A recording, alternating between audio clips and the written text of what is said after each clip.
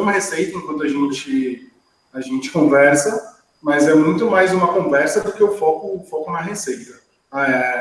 Fiquem tranquilos, depois da receita, deixem um e-mail aí de vocês no chat, que aí a Paula já dispara para vocês a receita bonitinha.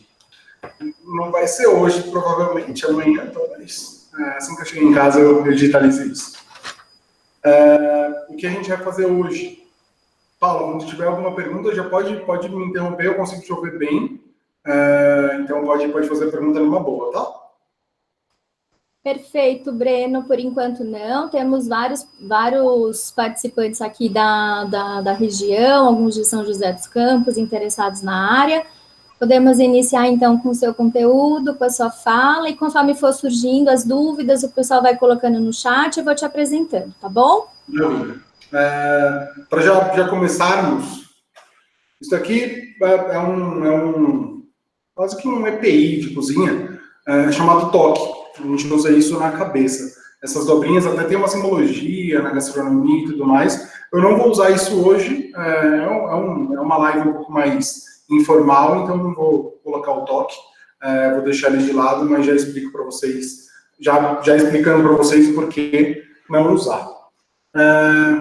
O que eu vou mostrar para vocês hoje, além desse nosso bate-papo, uma receita bem tradicional, entra um pouquinho do título da nossa live, uma receita super tradicional do norte da Itália, um trofi ao pesto. É uma massa que eu vou fazer para vocês rapidinho. A massa leva 2 ingredientes só. O pesto também é um preparo simples. Enquanto isso, a gente vai conversando um pouco sobre o curso, sobre a disciplina de cozinha italiana. É uma das disciplinas que eu ministro aqui no Senac Campus de Jordão. Além da disciplina de cozinha italiana, já entrando nesse campo, eu ministro a disciplina de habilidades de cozinha 1 e habilidades de cozinha 2. Então, são 3 disciplinas práticas. Eu sou o que a gente chama de professor de prática. Eu venho para esse ambiente que vocês estão vendo, inclusive, aí na live. Faço uma explicação e aí vai todo mundo para a cozinha junto comigo continuar o processo. Então, eles vão executar o que eu demonstrei. Isso é bastante comum durante as aulas práticas, mas o curso de gastronomia não é só formado de aulas práticas. A gente tem algumas aulas teóricas também, porque parece estranho, mas nem todo mundo que entra em uma faculdade de gastronomia vai querer ser cozinheiro. Não necessariamente um aluno que se forma em gastronomia precisa ser cozinheiro. Então, é importantíssimo que a gente tenha também um conteúdo relacionado, evidentemente, à gastronomia, mas um conteúdo não prático, para que o aluno saia daqui e ele consiga prestar uma consultoria, ele consiga abrir o próprio empreendimento, ele consiga trabalhar nas diversas áreas de alimentação, não necessariamente atrás de um fogão. Vou começar a massa aqui. Eu tenho 2 ingredientes aqui, é super simples, como eu falei para vocês. Eu tenho semolina de grão duro e água, só. Nem ovo essa massa leva. É uma massa, como eu comentei, extremamente simples, extremamente fácil de ser feita. Como que eu vou trabalhar com essa massa? É simples. São só 2 ingredientes. Então, eu venho aqui com a semolina, não sei se vocês conseguem ver. É um grão fino. É a parte central do germe de trigo. É uma farinha mais nobre do que a nossa farinha de trigo comum. É possível fazer essa massa só com farinha de trigo? Numa boa. Entra uma terminologia totalmente de cozinha. Então, eu coloco a farinha de grão duro aqui dentro e a água. Eu já consigo substituir, aí entra a questão da criatividade, assim. Os alunos, eu vou misturando isso aqui com garfo, tá? Até formar uma massinha, para isso eu não grudar no dedo. Aqui já entra a questão da criatividade, assim. Os alunos, eles aprendem, principalmente nas matérias iniciais de prática, que são habilidades de cozinha 1 e habilidades de cozinha 2, eles aprendem técnicas. Não dá para o aluno chegar já todo criativo. Mas a criatividade é algo que é despertado no curso. É algo que o aluno precisa trabalhar. Então, a criatividade nessa massa, ela pode fazer com que esses ingredientes mudem completamente. Então, uma farinha de grão duro, ela pode muito bem virar uma farinha de trigo. A água pode virar o ovo. Se eu quiser colorir essa massa, eu consigo, ao invés de usar farinha de trigo e água, farinha de semolina e água, eu consigo usar farinha de trigo e suco de beterraba, por exemplo. Então já tem uma massa roxa. A criatividade vai muito longe dentro da gastronomia. Não tem limite para isso. E ao mesmo tempo, não necessariamente a pessoa precisa ficar gastando criatividade a todo momento. O clássico é importantíssimo. Nem sempre a pessoa vai buscar uma inovação, algo do tipo. O clássico é fundamental na gastronomia também. Então são coisas que andam lado a lado, isso é importante que vocês saibam. Aqui, eu estou sovando, não é nem sovando, eu estou só juntando esses ingredientes todos, transformando isso em uma massa. Ela não é uma massa parecida com massa de pão. Então, aquela coisa macia, nem nada do tipo. Se o Gabriel quiser mostrar aqui no detalhe, olha, fica uma coisa bem esquisita, assim. Ele não é uma massa de pão, é uma massa bem farelenta e a gente vai juntando tudo isso. O que é importante aqui? Tomar muito cuidado para... essa massa tá seca, eu vou colocar um pouquinho mais de água. Não façam isso. Juntem isso com vigor. E aí, quando essa massa descansar, essa farinha ela vai ficar melhor hidratada e a gente tem a massa no ponto certinho que a gente precisa. Então, aqui a gente faz como um programa de TV. A gente aparece como pronto agora. Eu tenho uma massa prontinha. Aqui, ó. Essa é a massa feita agora. Ela ainda fica toda esfarelenta, ó.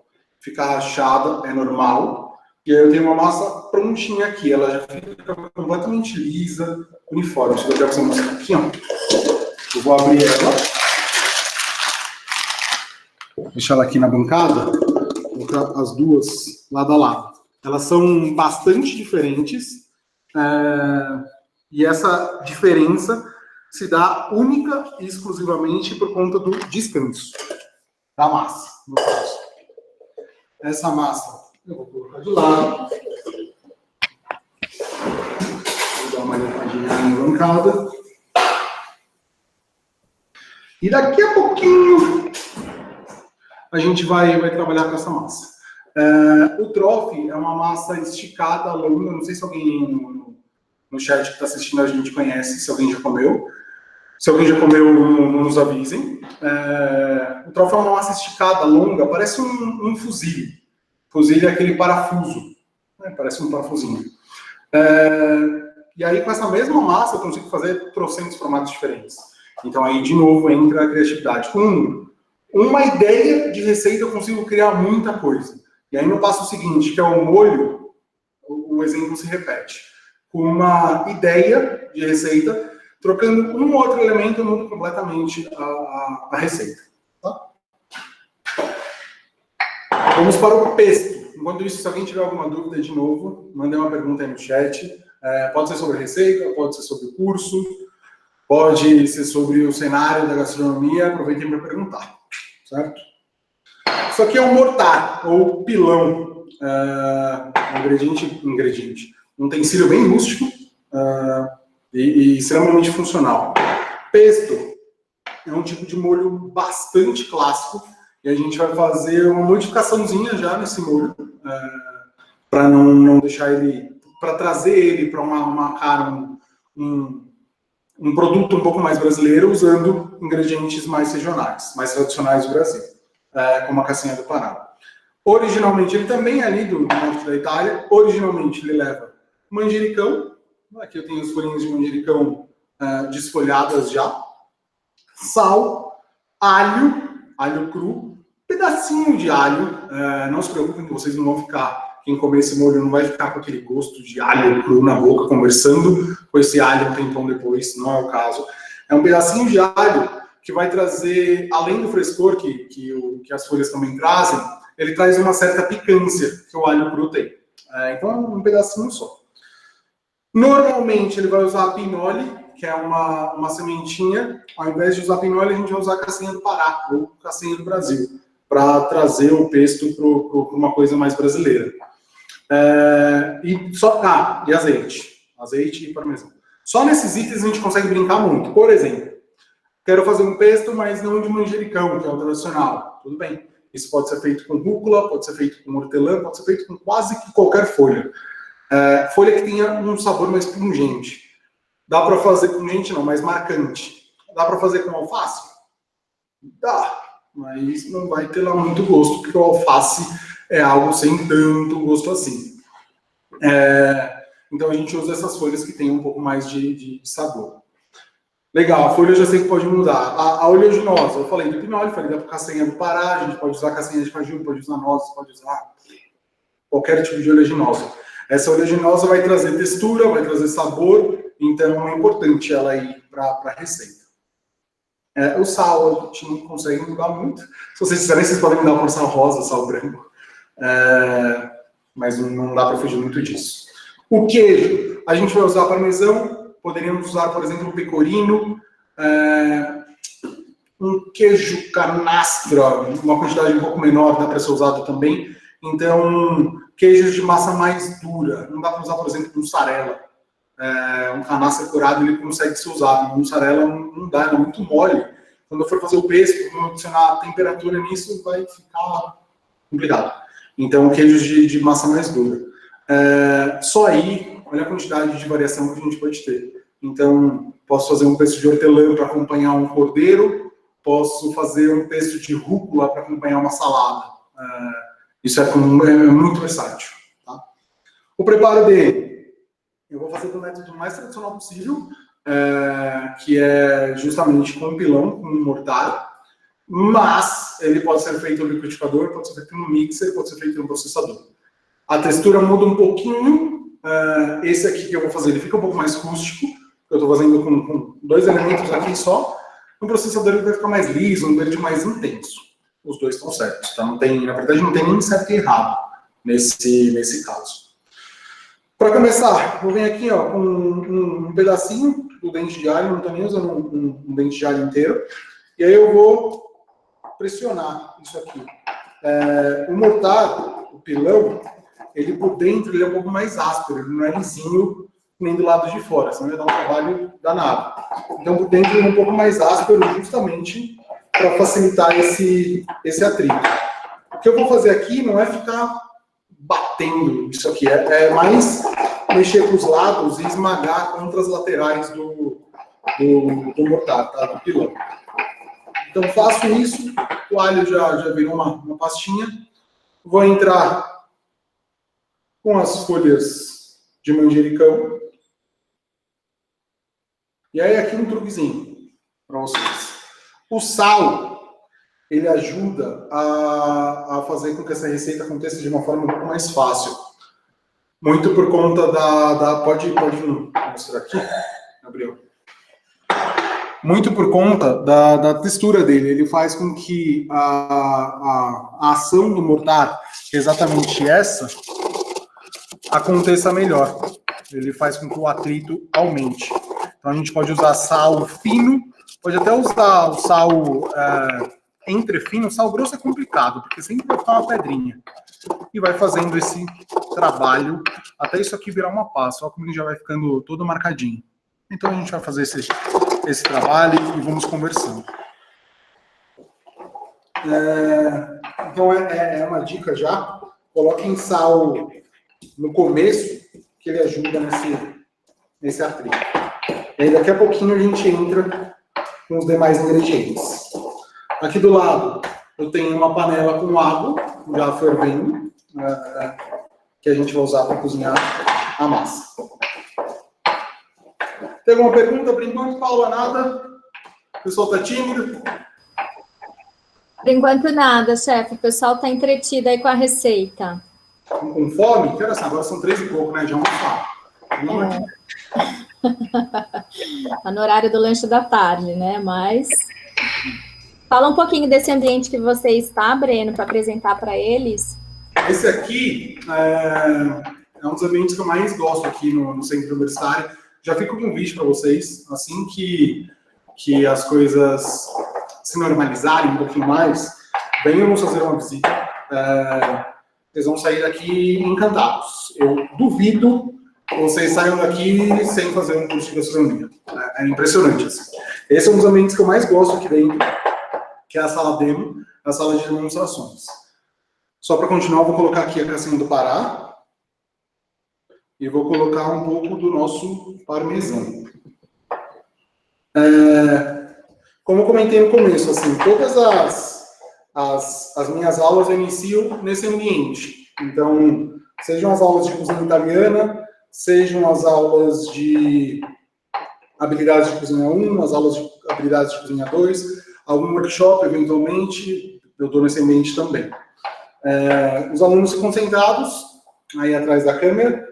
Hoje a gente não tem aluno, só o Gabriel que está aqui ajudando e vocês estão aí do outro lado da tela. Vou colocar já um pouquinho de azeite. Os alunos ficam do outro lado, acompanhando as demonstrações aqui. Então, todo início de aula, eu venho para cá, faço a demonstração, quando é preciso, falo do contexto histórico de algumas receitas também, quando é preciso, das preparações que a gente vai fazer na cozinha. Vou pegar uma colher para ajudar a soltar do fundo. E aí depois a gente vai para a cozinha. Então os alunos replicam essas produções. É basicamente esse o uso da sala demo. Assim, os alunos ficam todos sentados, tem um espelho no teto. Gosto bastante daqui, acho que já deu para perceber. O nosso pesto está quase pronto. Deixar aqui de lado. Breno, temos duas perguntas aqui. O Thiago, ele quer saber um pouquinho sobre a grade de aulas, né? Então, só para vocês entenderem, o curso de tecnologia em gastronomia, ele tem duração de 2 anos. Então, são 4 semestres letivos de trabalho, né? E cada semestre tem um objetivo, né? De desenvolvimento de competências. A gente vai falar um pouquinho mais, mas vocês também podem tirar, viu, Thiago, essas dúvidas com maior detalhamento no plantão de dúvidas com a coordenadora Bartira, tá bom? E a Luísa, ela quer saber, são quantos alunos por turma, Breno? Quer falar um pouquinho? Eu vou dar uma informação que isso, pelo menos, até a pré-pandemia. Então, eu não sei como que as coisas, ninguém sabe, na verdade, como as coisas vão ficar depois. Né? Então, pré-pandemia, a gente tinha cerca de 40, 45 alunos por turma. E aí, na cozinha, isso é dividido, os alunos ficam nas praças. Praça é o local de trabalho, como a gente chama em cozinha. Então, os alunos trabalham, por vezes, de forma individual, por vezes em dupla, por vezes em grupo, de até 4 pessoas. Os 3 momentos são bastante importantes, assim. Eventualmente, você vai fazer aquele trabalho sozinho, é mais raro, mas isso acontece. Dupla em cozinha é extremamente comum, e aí nas matérias iniciais o trabalho acontece em dupla, em habilidades de cozinha 1, habilidades de confeitaria também ele acontece em dupla, e depois o trabalho em grupo. Não tem como cozinhar sozinho. Uma coisa é fazer um workshop, fazer uma demonstração, alguma coisa do tipo. Aí tudo bem, eu vou conseguir fazer sozinho, mas no mercado de trabalho, de fato, não dá. Por isso que é importantíssimo o trabalho em grupo. Essencial ao longo de todo o curso, né, chefe? Ao longo do curso inteiro, assim. Tanto nas disciplinas práticas, quanto nas disciplinas teóricas. Perfeito. Tem uma pergunta da Luísa, que ela pergunta como é o processo seletivo, né? Então, nessa nossa campanha de vestibular de inverno, para o segundo semestre de 2020, nós estamos com as inscrições abertas até o dia 17 de agosto, e o processo ele é todo online. Então, a gente tem uma página do SENAC, do Centro Universitário SENAC, que vocês podem consultar, e tem todas as informações sobre o curso, sobre o processo seletivo, e a dinâmica é uma redação online, né, e que você pode fazer em casa com toda a segurança possível, com todo o cuidado necessário, né, que exige para esse momento, né, chefe? Perfeito. Eu gostaria só de complementar, então, a pergunta do Tiago, que acho que caberia também para todos que estão conosco nessa sala, falar um pouquinho sobre a grade, né, curricular. Então, quando a gente fala do primeiro semestre, viu, Tiago, a gente tem algumas disciplinas, né, como tipologia de serviço de alimentação, pesquisa, tecnologia e sociedade, ciência dos alimentos, as habilidades de confeitaria, habilidades de cozinha 1, inclusive o Breno, né, que está fazendo essa apresentação dos nossos professores. Temos aí a higiene alimentar, história da alimentação, e lógico que o projeto integrador, né, é um projeto que ele permeia todos os períodos. Quando a gente fala do segundo semestre do curso, a gente já vai para o planejamento físico de cozinhas profissionais, né, além do projeto integrador, a gente... Segundo semestre, os princípios básicos de nutrição, a gente tem os serviços de sala e bar, controles operacionais, cozinha francesa, cozinha italiana, ministrada pelo Breno também. A gente tem habilidades de cozinha 2, a gente entra com o professor Breno também, ética, cidadania e sustentabilidade, e é lógico que o projeto integrador. Então, a gente vai permeando aí um ciclo de desenvolvimento de competências, né? No terceiro semestre, a gente vai com um olhar para as oportunidades, mercado e finanças. E aí a gente entra no planejamento físico de cozinha, controles gerenciais, cozinha brasileira, aperfeiçoamento em confeitaria, cozinha mediterrânea, cozinha das Américas, desenvolvimento de conceito gastronômico, empreendedorismo, logística de serviços de alimentação, e o nosso PI 3, que é o Projeto Integrador 3, que fala sobre planejamento operacional sustentável em serviços de alimentos e bebidas. E, por último, a gente entra no quarto semestre, né, que a gente entra aí tudo sobre os eventos gastronômicos, com disciplinas de práticas de serviços, prática profissional em hotel-escola, né, que é uma disciplina optativa, é um ambiente que nós temos em conjunto com o prédio acadêmico do centro universitário. A gente tem a cozinha asiática, cozinha fria, a gente tem estágio supervisionado, estudos de bebidas, estudos contemporâneos de gastronomia, panificação, gestão de eventos gastronômicos, que faz aí um papel bem casadinho com nosso PI 4, que fala sobre gestão operacional em serviços de alimentos e bebidas, e que geralmente ele é desenvolvido num projeto de evento. Breno, você quer complementar alguma coisa? Perfeito. E assim, dá para ver bem na sua fala e na nossa grade o quanto as aulas teóricas, as disciplinas teóricas, elas andam em conjunto com as disciplinas práticas. Não dá para ser simplesmente só prático o curso e vamos só estudar e tá bom. Assim como o inverso também é verdade, não tem como ser só um conteúdo teórico, é preciso a mão literalmente na massa. Estou fazendo aqui 3 cobrinhas, vou chamar o Gabriel primeiro para mostrar o pesto. Aqui a gente tem o nosso pesto, bem rústico, então a gente tem as folhas, os pedacinhos de castanha do Pará, o queijo, tudo bem misturadinho. Então, se vocês fizerem isso no liquidificador ou no processador, vai ficar um creme mais liso, mais homogêneo. Fazendo isso no pilão, no mortar, ele fica esse creme mais rústico, como é o tradicional. Eu prefiro. Tá? Eu vou pedir para o Gabriel já mostrar também aqui ao lado. Fiz 3 cobrinhas. O trofe, inclusive, vem desse ato de... O nome trofe vem desse ato de enrolar. Parecem cobrinhas de nhoque. E aí a gente vai dar procedimento. Eu estou usando um cortador. É um utensílio bastante comum em panificação. E aí eu vou usar aqui também para fazer essa massa para vocês. Então, fiz 3 cobrinhas. Vou cortar essas cobrinhas como se fossem nhoques. Hoje é dia hoje? 23. 23. Daqui 6 dias é dia de comer nhoque, hein? Vocês têm essa tradição aí no chat?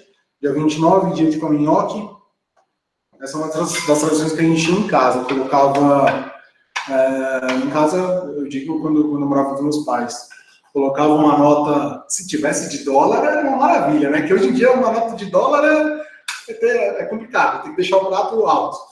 Então a gente colocava uma nota embaixo do prato e comia o nhoques. Não sei se eu gostava mais do dinheiro ou... Enfim. Fez essas bolinhas parecidas com nhoque, esses cubinhos, esses quadradinhos. E aí eu vou fazer cobrinhas mais finas. Vou até fazer um pouquinho menor, para ficar mais bonitinho. Então faço cobrinhas bem fininhas. Tenho a original aqui em cima, as cobrinhas menores. Mas ainda não está pronto.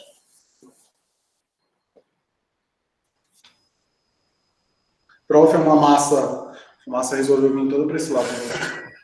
Prof é uma massa completamente artesanal e manual. Então, aquela coisa de cozinhar e tá bem é importante. Assim, isso vai passar para a comida de alguma forma. Então, algumas pessoas usam a cozinha como uma terapia. E aí é importante a gente ver, nesse período de quarentena, a quantidade de gente que resolveu cozinhar em casa, assim, descobriu o amor pela gastronomia. Porque a gastronomia vai trazer isso, invariavelmente. É legal ver também a quantidade de pessoas que, por conta do destino, tiveram que mudar de ofício e optaram pela gastronomia. Eu costumava dizer, e costumo na verdade, né, apesar de não estar em aula, eu costumava dizer que o mercado de gastronomia, ele é um dos que não vai parar. Se a gente pensar hoje em dia, muito restaurante fechou, evidentemente, assim como muito tudo fechou. Só que dê uma olhada em notícias, em matérias, enfim, a quantidade de gente que acabou saindo do emprego pré-pandemia e abriu algum serviço de alimentação, porque é uma forma de conseguir enfrentar esse tipo de momento. Assim. As pessoas não param de comer. E isso também acontece na pandemia. O maior serviço de delivery de comida que a gente tem, ele não aguenta ficar um dia sem cair o sistema, porque muita gente continua pedindo comida. Então, é uma profissão, e pensando em futuro, é uma profissão que ela vai continuar ad eternum, basicamente, porque as pessoas precisam comer. Então, é uma profissão que faz com que vocês consigam enfrentar dificuldades. Essa é uma das vantagens assim, da gastronomia, com certeza. Eu estou fazendo aqui umas cobrinhas, se o Gabriel quiser vir com a câmera. Então, uma menorzinha. Uso um raspador e eu faço esse movimento. Deixo a cobrinha paradinha, faço esse movimento. Esse é o trofe. É uma massa parecida com espaguetezinho, só que tem essas voltinhas do fusilli. Então, essas voltinhas, por que a gente faz essas voltinhas? Porque isso ajuda a agarrar, a aderir molho na massa. É importante. Então, as voltinhas não são só para enrolar tempo e para arrumar o que fazer da vida. Não. Essas dobrinhas, elas ajudam a aderir o molho melhor na massa. Esse é o trofe. Corto aqui as bolinhas, tamanhos um pouquinho menores. E a gente vai literalmente enrolar um pouquinho.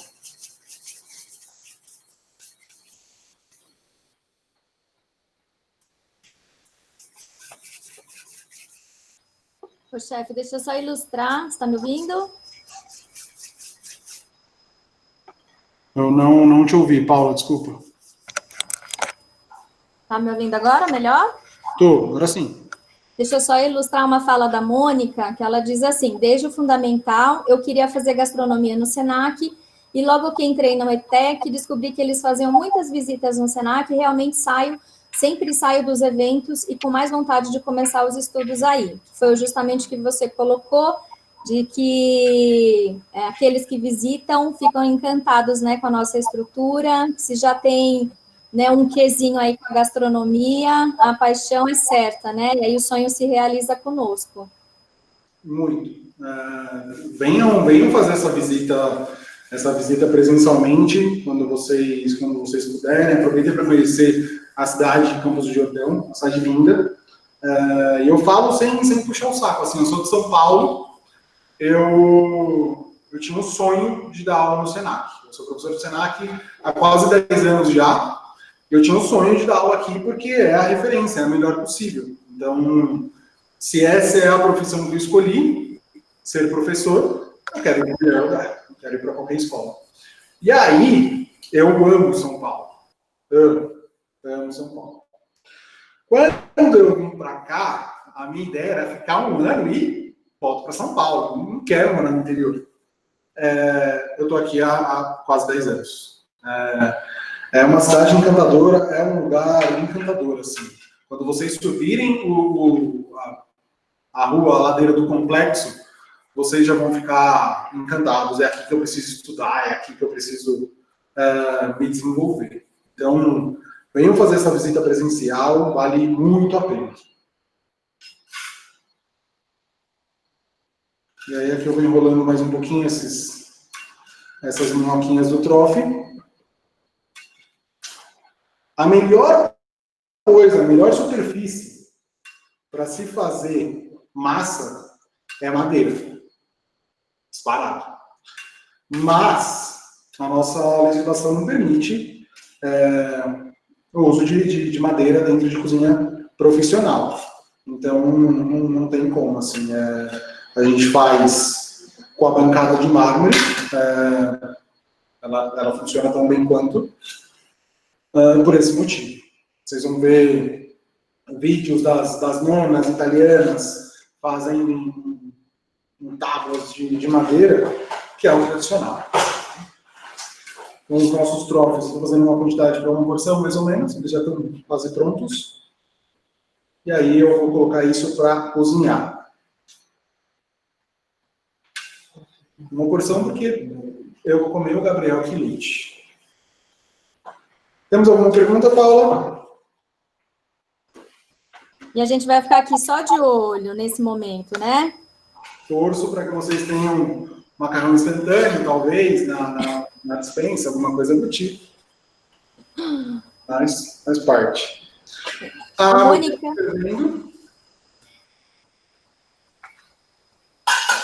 A Mônica quer saber como é feita a separação das matérias teóricas e práticas e se tem dias específicos ou depende da grade. Eu vou só para não perder o raciocínio, porque duas coisas eu não consigo fazer ao mesmo tempo. Então, eu vou colocar essa massa para cozinhar. Deixa eu abaixar um pouco o fogo.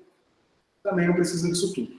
Vou colocar essa massa para cozinhar e enquanto isso eu vou te respondendo. Se eu parar no meio da pergunta, é porque eu realmente não tive habilidade para fazer as duas coisas ao mesmo tempo. Normalmente os alunos eles ficam períodos de tempo em matérias práticas e períodos de tempo em matérias teóricas. Como assim? Eles vão passar normalmente 2 meses tendo aula teórica, depois vão passar 2 meses tendo aula prática.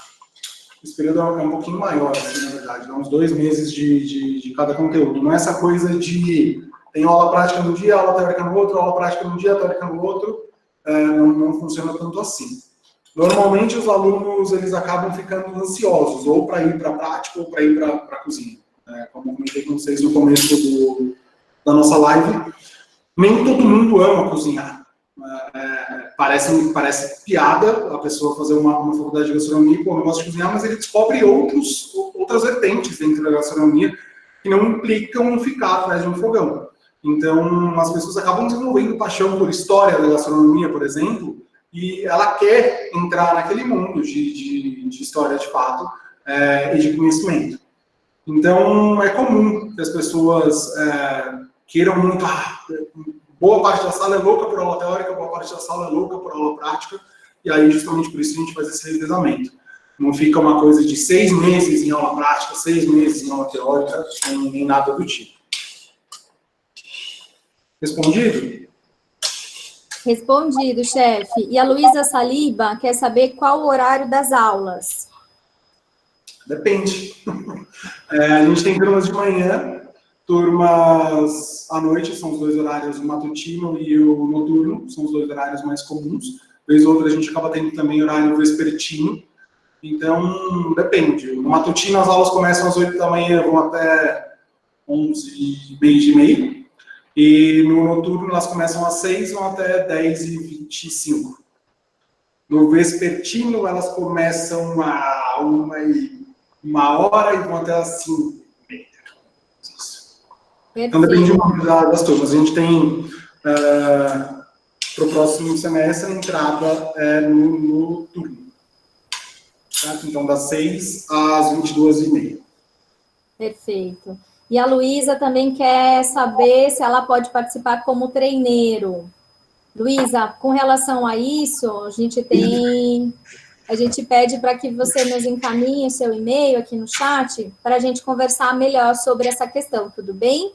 E aí no chat também tem o link, né, do Senac, que já foi colocado pelo Leandro, para vocês conhecerem um pouquinho da nossa página que fala sobre o curso de Tecnologia em Gastronomia. E apresenta com critério, né, nosso corpo docente, quais são as disciplinas de cada período, né, todas as informações do vestibular, de valores, processo de seletivos e tudo mais, tá bom, pessoal? Aqui a gente está quase finalizando a massa. Normalmente, massa fresca, ela cozinha bem rápido. Então, em 1, 2 minutinhos ela já está cozida, quase passando do ponto. Eu falei para vocês que a gente usou a cebolina de grão duro. Por ser o endosperma, a parte central do grão de trigo, ela é uma parte mais nobre e mais dura do que a casca. Então, até por isso ela tem essa cor amarelada. Então, ela demora um pouco mais para cozinhar. Vocês já devem ter visto, tive um para esse lado, que acho que eu vi no vocês já devem ter visto no mercado macarrão de trigo duro, ou de grano duro. É usado justamente esse tipo de farinha. Normalmente eles usam uma parte de farinha branca comum e uma parte de semolina de grano duro, justamente para trazer um pouco mais de resistência. Então, uma massa que demora um pouquinho mais para cozinhar. Ela fica al dente, desde que você cozinhe no tempo certo, e vai trazer essa resistência na mordida. Tem gente que não gosta, mas é o correto, é o tradicional para esse tipo de massa.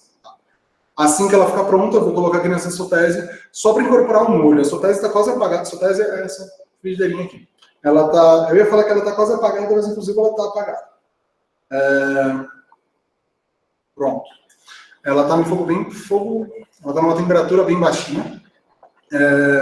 E aí o pesto é um molho que não pede e não aceita muita temperatura. Então, normalmente, se fosse um molho de tomate, eu colocaria o tomate aqui, a massa aqui, daria uma boa salteada nisso, com temperatura alta. No caso do pesto, eu vou usar a sotese muito mais para misturar do que para, de fato, ganhar mais temperatura. As ervas, elas acabam oxidando, os óleos essenciais presentes na castanha do Pará ou em qualquer outro oleaginosa acabam indo para o espaço também. O queijo parmesão fica meio... A gente não quer tanta temperatura. Um pouquinho só de temperatura. Eu vou tirar esta massa da temperatura, e aqui eu não vou escorrer completamente, eu quero um pouquinho de água, inclusive. Esse processo fica mais fácil. Por quê? Porque essa água vai ajudar a emulsionar o molho. Vocês estão, acho que todos vocês, a maioria de vocês, está no primeiro, segundo, terceiro ano do ensino médio, então vocês já devem ter visto o que é emulsão. Nesse caso aqui, a água ajuda bastante nessa emulsão. Eu vou colocar mais uma colherinha de água nessa massa. Deixar ganhar um pouquinho de temperatura, porque a frigideira estava fria, a sotese estava fria. Agora eu posso desligar essa daqui e aumentar essa daqui. A gente está quase terminando, aproveita. Alguma dúvida? Nada? Vocês estão com fome? Eu vou fazer esse molho dissolver, esse pesto dissolver e, de fato, virar um molho. Então, as voltinhas do trofe que vocês viram, elas ajudam justamente a aderir esse molho. Se fosse um molho de tomate, um molho de bolonhesa, isso aqui estaria com bastante temperatura. Não é o caso. Então aqui, ó, incorporei. Eu vou trazer esta louça para cá. E a gente vai finalizar esse prato. Percebam, é uma porção única, para azar de vocês. E não é mais o Gabriel que está aí atrás, agora é a partida. Não sei se vocês já falaram com ela. Alguns, talvez. Não. Por vídeo. Por vídeo, é verdade. Mais vídeos para eles conferirem, né? Tá aí uma boa dica, e ela tem até relação com as disciplinas que vocês perguntaram, quais são as disciplinas que a gente tem na grade curricular. Tem um vídeo, a Paula depois pode passar para vocês o link aí no chat, um vídeo explicando bem com a Bruna, tem um vídeo com a Bartira, tem um vídeo com o Fernando, tem um vídeo com o Ricardo e com o Luciano. Particularmente o vídeo chegou gente para comer. Mas ele não vai comer, ele ainda não sabe, aí atrás das câmeras. O vídeo da Bruna, especificamente, ela fala um pouco sobre o caminho que o aluno faz no curso de gastronomia. Então, deem uma olhada, vale bastante a pena. A gente tem a nossa massa prontinha.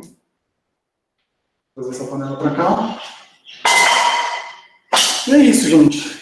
Alguém tem alguma dúvida? Alguém quer perguntar mais alguma coisa? Aproveitar? A câmera. A câmera, pode vir. O Gabriel estava... Isso. Aqui, ó. Esse é o nosso trofe al pesto.